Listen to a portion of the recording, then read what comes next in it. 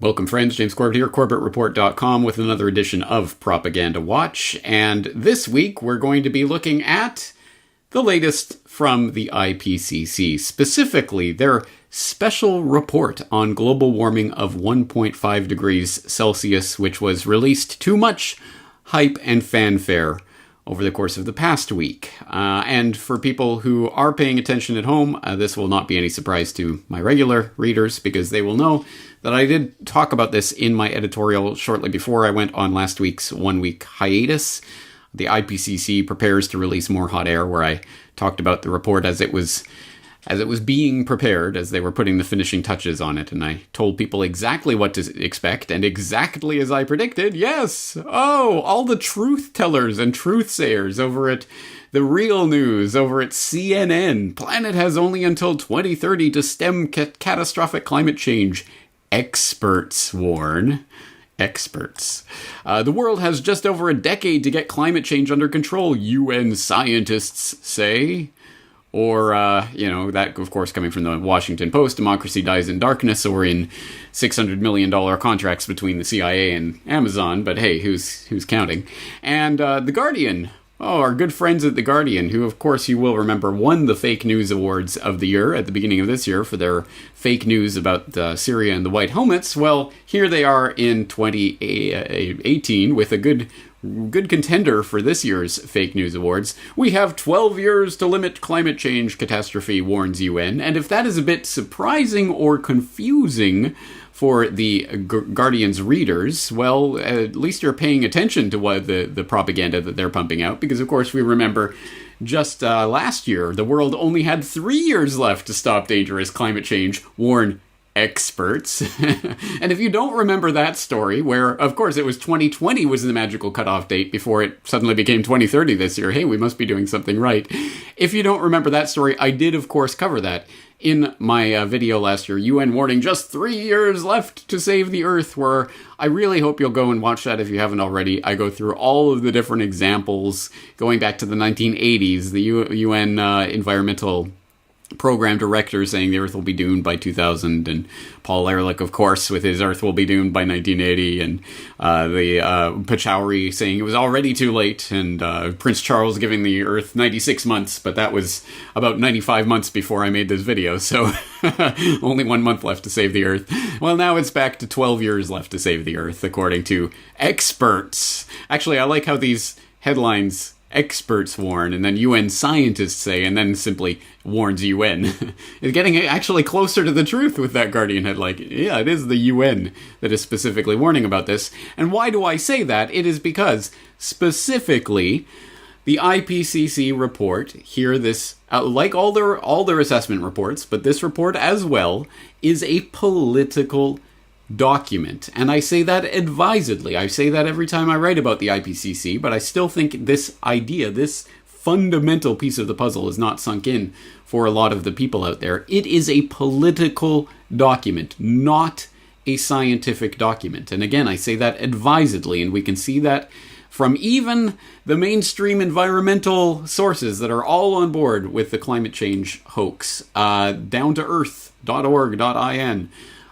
reported just a couple of weeks ago about this IPCC report as it was being prepared. Countries negotiate key messages of IPCC's controversial special report, where they're talking about the parties are negotiating the text of the summary for policymakers, which is a condensed version of the key messages and findings of the main report. Now, you read that and you gloss over what that actually is telling you, and you might suspect that, oh, well, they have this scientific report, and they're just trying to negotiate over the summary, how to make the summary. No, that is not what it means. The summary is negotiated as a political document, as even mainstream environmental sources freely and readily admit. This one has been under negotiation by the diplomats at the UN, not the scientists. The diplomats are arguing over this since January of this year, and you can tell that actually they even admit it in this report, that it is the summary for policymakers, this admittedly political document, that then determines the text of the supposed scientific report that summary is supposedly summarizing. You cannot make this stuff up. But please go to changes to the underlying scientific technical assessment to ensure consistency with the approved summary for policymakers, and you can go and read through exactly how they have changed the scientific report to be in line with this admittedly political document.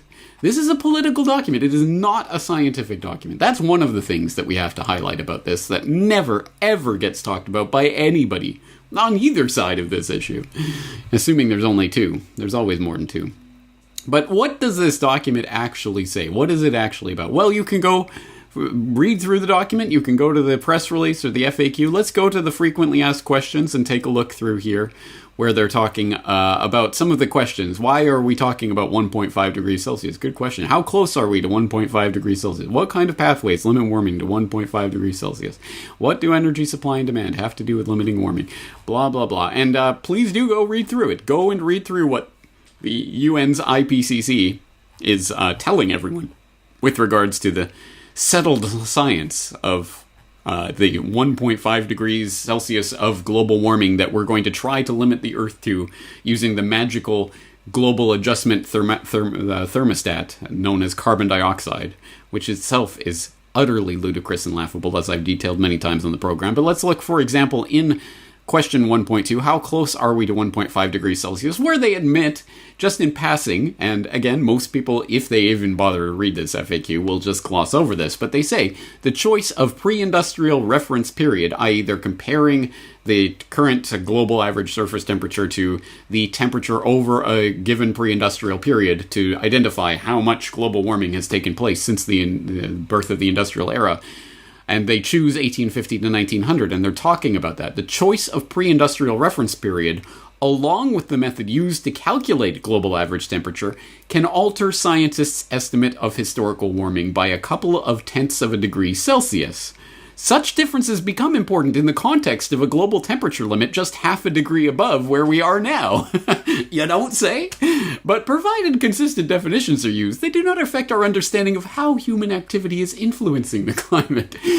Please reread this for the heart of thinking. They are telling you that the error bars on their own admitted error bars on this already fudged data that I've talked about many times. Please go back to my rather comprehensive video on what is average global temperature to understand the fraud and how it's being perpetrated. But they admit that their error bars on this fudged data is half the size of what they are talking about in regards to this extra half degree of warming we have to go until we reach that magic 1.5. Half the size of the temperature change they're talking about. For anyone with any training in science and statistics, you will know how much garbage is being thrust down your throat. Oh yeah, half a degree Celsius. But, you know, our measurement is half of that, the error bars are half of that size. It's insanity. And this insanity just keeps going on and on and on. And they talk, for example, about they use a 30-year time span to account for effective natural variability, which can cause global temperatures to fluctuate from one year to the next.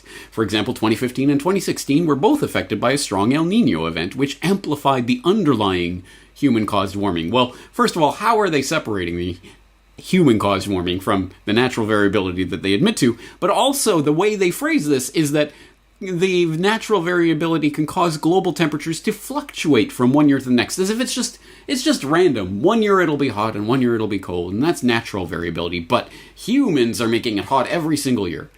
Well, boo, wrong. Of course, self-evidently, obviously wrong. Look at the temperature of the planet Earth for the last 500 million years. And yes, you do see certainly this stochastic rhythm of up and down and up and down and up and down, but there are larger trends that are followed up and down and down and down and down and down and down and down. And then there's very dramatic swings in the Pleistocene. And then you get into the Holocene and you get the coming out of the past ice age, of course, we get increase in temperatures. But also look at this ridiculous hand-drawn in MS Paint red line that we get to help show the dramatic hockey stick, oh my god, global warming, when, of course, this does not follow the Antarctica data set that they're actually showing here. There's a definitive downward trend, and then an upward trend, and then a leveling off. But this red line that's just been crudely drawn on by MS Paint is following some non-existent trend, and is up and down, and then up!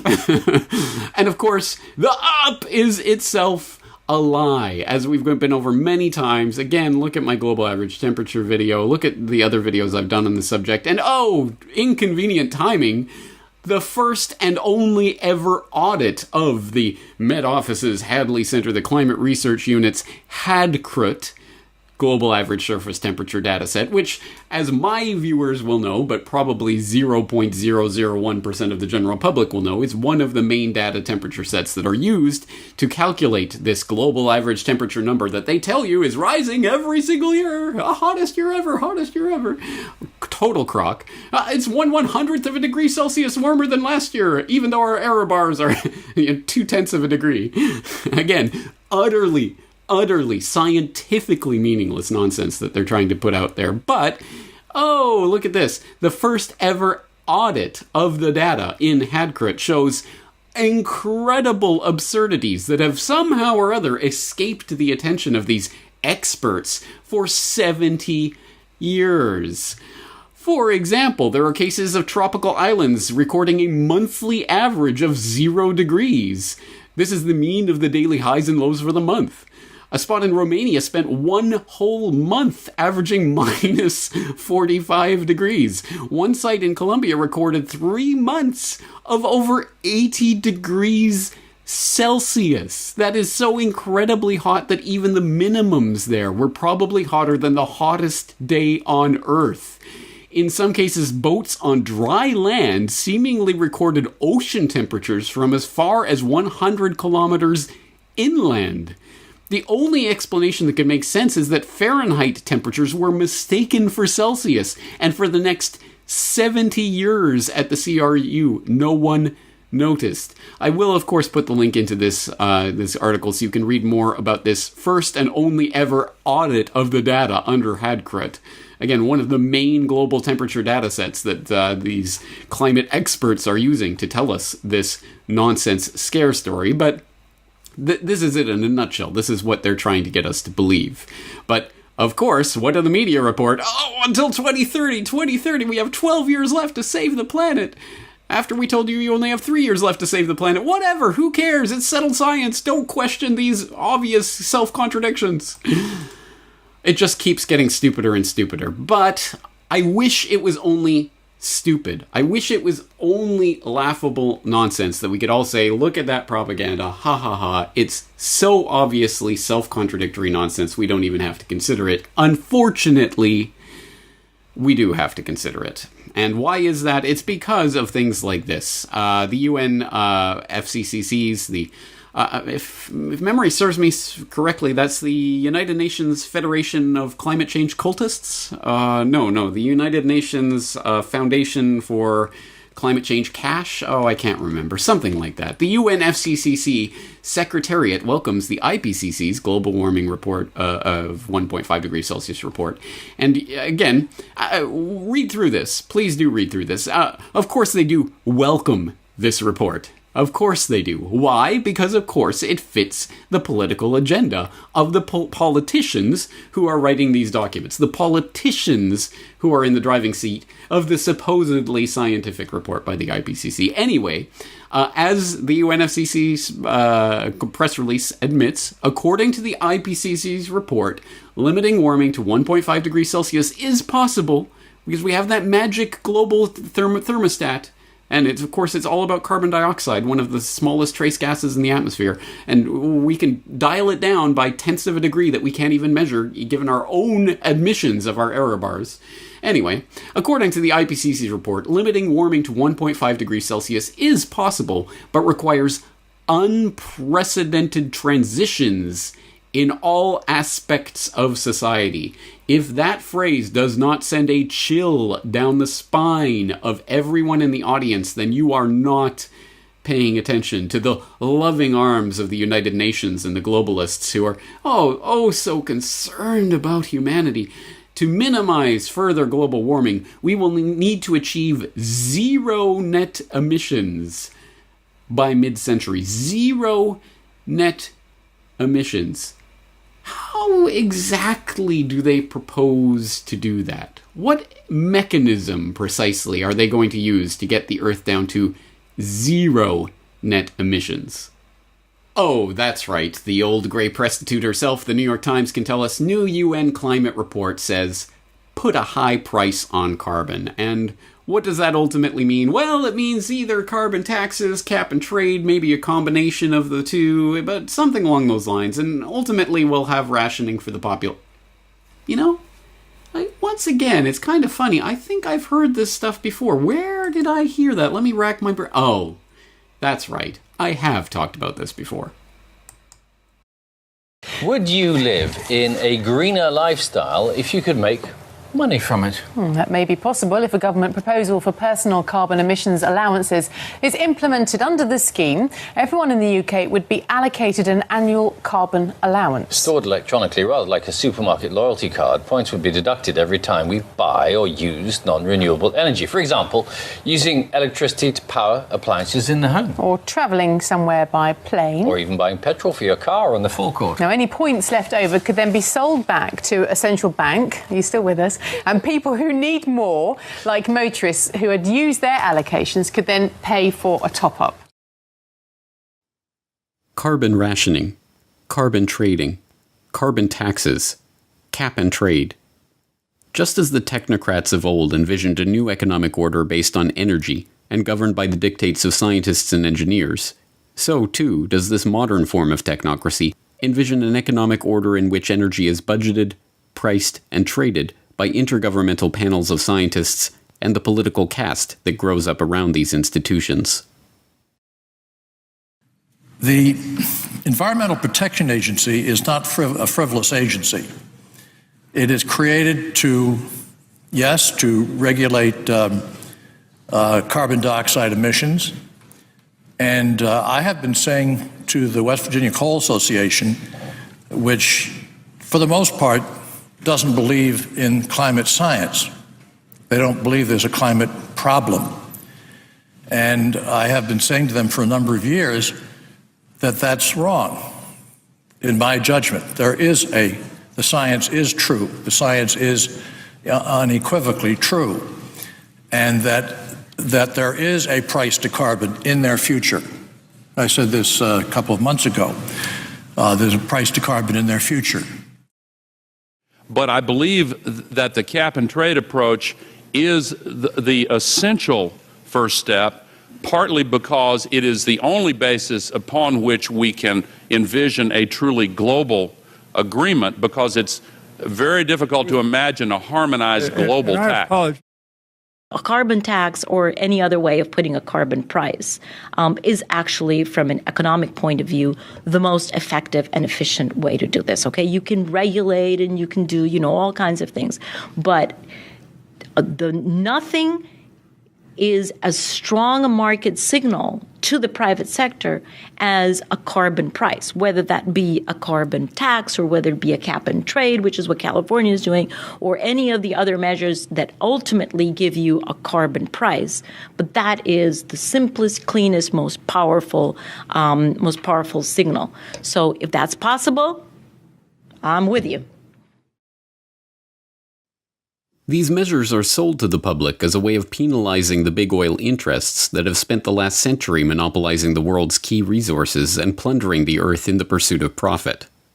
What they do not understand, because it has been deliberately obscured, is that it is these very interests that have been instrumental in creating these schemes in the first place.